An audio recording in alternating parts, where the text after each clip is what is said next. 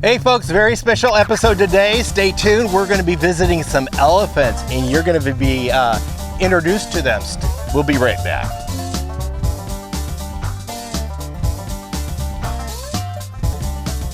Hey folks, welcome back to Southern Oregon Safari, where the buffalo roam. I'm here with my co-host Hayden.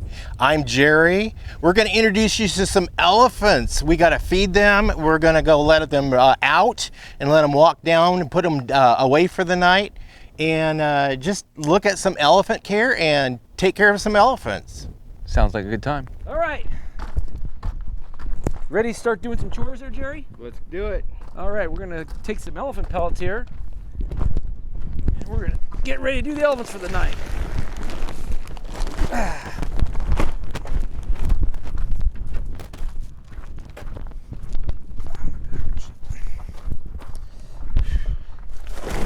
right. We'll leave that in there for now. So what we have here is the evening graining of the elephants, and this is actually the elephant pellets, is what they look like. And they're a large pellet. They're mainly alfalfa and some fillers, lots of supplement. This is actually considered elephant supplement. And then we also have in here, we have shredded beet pulp, wheat bran, and then this red stuff here. You can see this red stuff here. This is actually a trace mineral salt, loose trace mineral salt. So it's got all the goodies. So this is a really good supplementation from this is what they get in the evening when they go to bed at the end of the day. So we're gonna bring them down and we're gonna grain them, feed them for the night, and then I'll come back later tonight, or either Ken or I will come in the middle of the night around 8 o'clock and water them. Sometimes we're out here 9, 10 o'clock at night taking care of them, especially if the weather's bad. We check on them, make sure the heat's working. We'll also talk about how this barn is heated. This barn is heated off a wood boiler, which is a really cool thing, and we're gonna get into that later. All right, so let's go get them elephants. So Jerry, we're gonna have Ken, come on over. We're gonna put the elephants away. And by the way, Jerry, this is Ken. Ken, Jerry. Nice to meet you, sir. And Ken helps me on the ranch, and he's kind of he keeps he glues the whole thing together. That's a good. When I'm not able to do stuff, he's always here taking care of the elephants and all that. Him and his lovely wife live on the property, and he takes care of the elephants for me. And That's nice. he's got a lot of his stuff. He's got his own hoof stock here. We've worked together for over 20 years. Worked in the movie industry together, and he was a all-around actor and stunt guy and animal. Mule supplier. Stubborn mules. Anyway, we're gonna put the elephants away. You ready, Ken? Yeah. All right, we're Okay, gonna go. do that. It's not wet, no. All right. And you know what I'll do is we'll get up here. I'm gonna introduce you to the elephants anyway. So anyway, we have 2 African elephants here. Susie on your left and Baba on the right. Susie's 38, Baba's 32. Right now they're really excited. Their ears are flaring, swaying, but they're anticipating getting their evening dinner and their grain. It's their favorite time of the day, is dinner time and grain time. This is their outdoor area. This is one of the outdoor areas. We a lot of times also cut them loose on the property. But these are both African elephants. They're both females, so they're cows. And they're about 9,000 pounds apiece. Again, Susie 38, Baba's 32. They'll live 50, 60 years in captivity. So anyway, and I've had Susie since I was 20 years old, and I am now 55. So that shows you how long we've been together. Hi, Baba. Can you talk? Talk. Good. All right. You ready, Ken? You're gonna. Well, I'll just pop them loose and then go ahead and have Baba open it up. Mama, cool.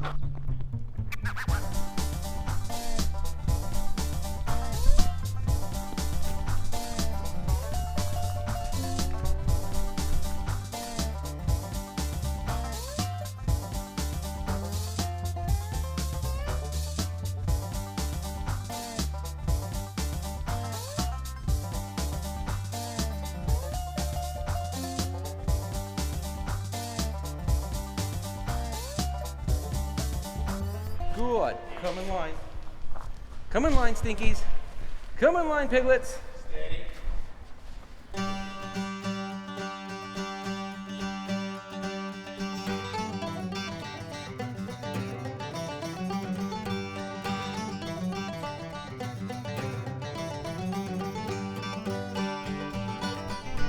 All right.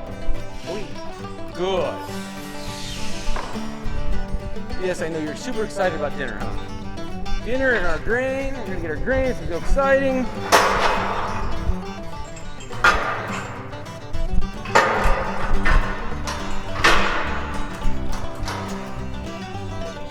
All right, thank you.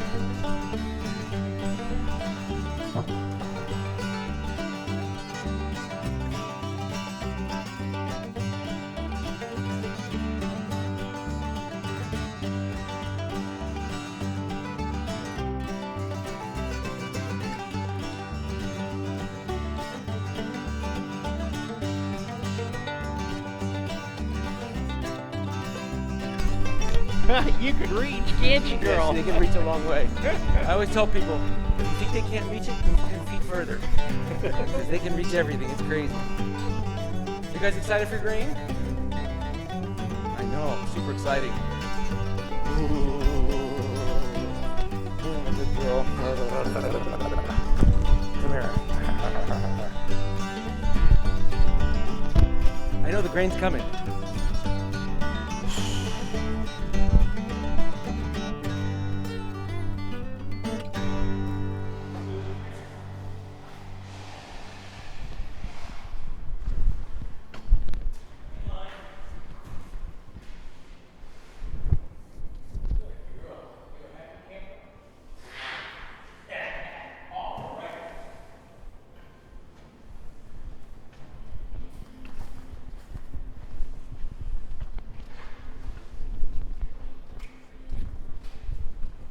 Is that exciting, Suze? So exciting. Best part of the day. Those are really robust. Yes. Iron you've got Yeah, this there. is all 5 and 6 inch Schedule 40 heavy pipe. This stuff, when I first started buying this stuff back about 30 years ago, it was like $4.50 a pound. And now I think it's like up to, a foot. And now it's like up to like $35 a foot for used. Oh yeah, it's expensive. Yeah. Go ahead.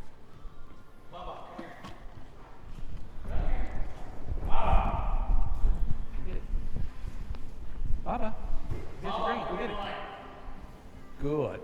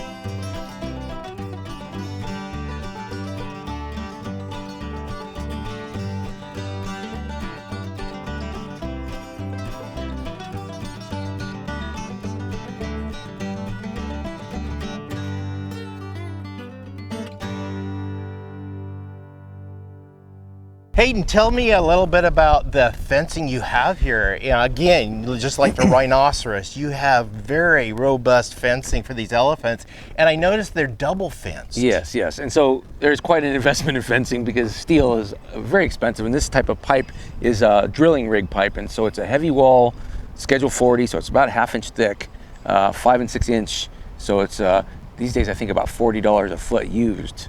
So it's really costly, and then huge concrete footings in each one of them because elephants are 9,000 pounds plus, and they put their body weight on it and lean on it and play on it and stand on it, and the rocking will definitely damage the footing, so you have to have a giant concrete footing.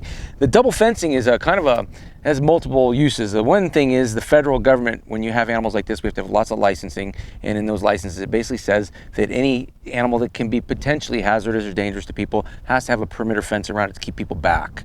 But also the other thing is around here we have a lot of naturally wild animals here like deer and turkey and all that and elk, and you don't want them going in there and getting hurt either, so it keeps the other animals and keeps people out basically. So it's a safety barrier, and it's 8 foot tall, and it's pushed back far enough where people can't reach out and touch an elephant, which is for their safety. Elephants are really interesting animals. They're very sweet, but they're not as docile as we make them out to be. They're very large, they're very powerful, and they're very intelligent. And so they can be, because of that, kind of somewhat potentially hazardous if you don't belong in the place. If somebody just helps themselves and tries to pet an elephant, it's not a good thing. So we try to distract from that. So that perimeter fence, you live up here in the mountains, kind of out in the wilderness, like middle of I nowhere. do. We don't really get anybody out this way. So do you have problems with bear? The bears and the mountain lion and all that, they're out here. They usually disturb some of the neighbors' animals. They're around, and because I find the scat in the footprints, but they don't get too close. There's too much activity around here. A lot of the deer and the elk and the turkeys don't seem to care about the animals we have here. They'll just walk right by them without even a second thought. In fact, the deer will walk right up to an elephant and say hello. But they've not bothered I've not had any problems with any of the wild animals in the area disturbing my livestock at all, but I know the neighbors have. The apex predators. Yeah. There's a little bit too much activity here, I think, for them. They're smart enough to stay clear. Understandable. So, Hayden, pretty big barn for the elephants. Tell me about it. Well, large animals, large barn. It's kind of like Jurassic Park.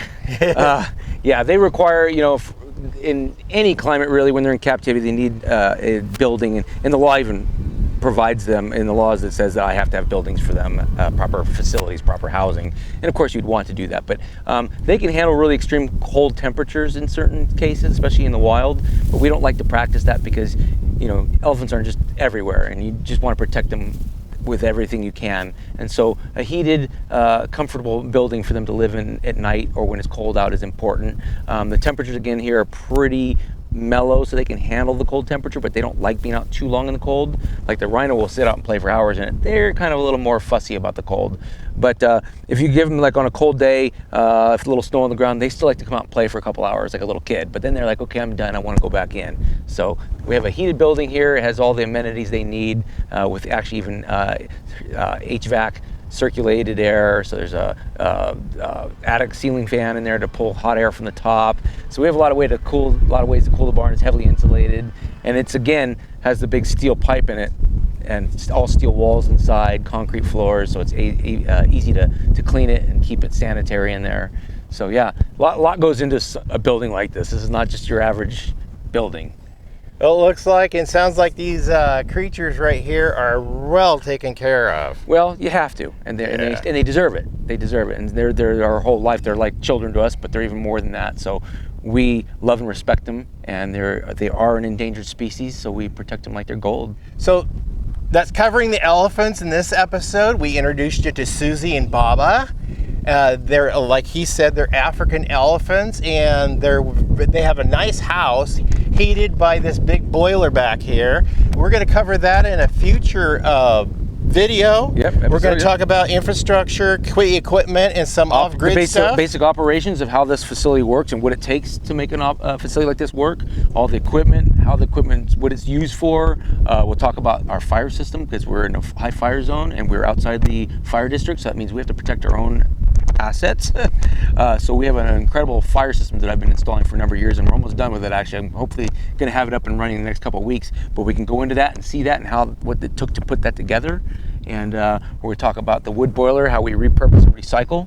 We try to do a lot of that around here. We're really into conservation and conserving. A lot of the equipment out here has been recycled, repurposed.